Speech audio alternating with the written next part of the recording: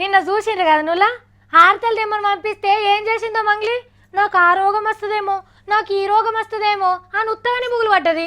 మరి ఇయ్యాల ఏం చేస్తుందో మంగ్లీ మంగ్లీ నీకు కొంచెమైనా బుద్ధి ఉందా? రోడ్ల పంటి బస్సులు లారీలు తిరుగుతాయి. పోయి నీ చుట్టాలకి దోస్తులకు కూడా చెప్పు రోడ్ల పంటి రాకని.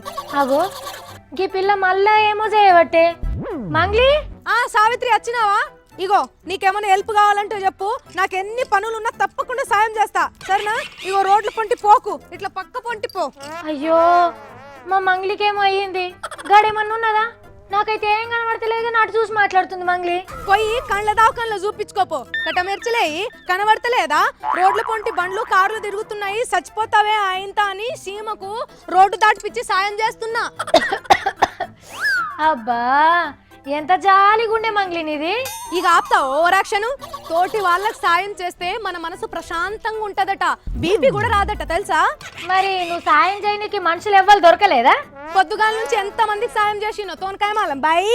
అబ్బోబ్బోబ్బో ఎవరికి చేసిండ్రు? జర సెలవిచ్చుకోండి.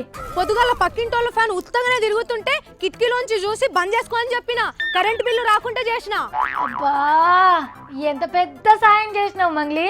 ఇంకా రోడ్డు మీద వస్తుంటే ట్రాఫిక్ పోలీస్ ఆయనకు మాస్క్ పెట్టుకోమని చెప్పిన, పొగతోటి ఊపిరితిత్తులు ఖరాబ్ అవుతాయని.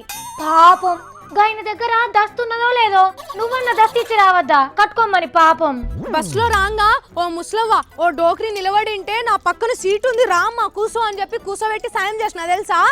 అబ్బా నువ్వు నిజంగా గ్రేట్ మంగ్లీ. మరి బండికి స్టాండ్ తీసుకో అన్న. అన్న బండి లైట్ బంద్ చేసుకో అని ఇవన్నీ ఏం చెప్పలేదు ఎవరికి? రోడ్డు మీద వస్తుంటే ఒకళ్ళిద్దరికి ఆ సాయం కూడా చేసిన తెలుసా? అది సరే గాని మంగ్లీ నాకు కూడా ఓ సాయం చేస్తావా? ఏంటిదో చెప్పుకో. ఈ మంగ్లీ ఒక్కసారి మాట ఇచ్చిందంటే ₹1,00,00,000 ఇచ్చిన మాట తప్పదు.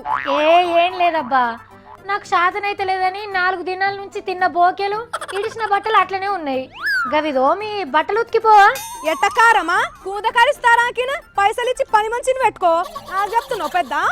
అయ్యో ఇప్పుడేంటివి కదా సాయం చేస్తా మాట తప్ప అని బిల్డప్లు కొట్టినావు కదా అన్న. బరాబర్ అన్న అంటే ఏదో చిన్న చిన్న సాయం చేస్తానా గానీ మీ ఇంటికి వచ్చి షాకిరీ చేస్తానన్నా. చూసినవా, స్వార్థంతో చేసే సాయం ఏది సాయం కాదు. సీట్లో కూసో, లైట్ బంద్ చేసుకో, స్టాండ్ తీసుకో అని ఉద్దర సలహాలు ఇచ్చుడు సాయం కాదు. సాయం కాకుంటే ఏమైతుందో మరి. స్వార్థం లేకుండా నీ కష్టంతో సంపాదించిన దాంట్లోకెళ్ళి లేనోనికి ఇంత సాయం చేస్తే అని నీ పేరు తెలుసుకుంటాడు. అని కళ్ళల్లో సంబరం చూసి నీ మనసు నిమ్మలమైతది. గట్ల నీకు బీపీ రోగాలు ఏం రావన్నది వాళ్ళ ఉద్దేశం. ఓహో అవునా? ఇవి కూడా సాయం కిందకే వస్తాయి అనుకున్నా.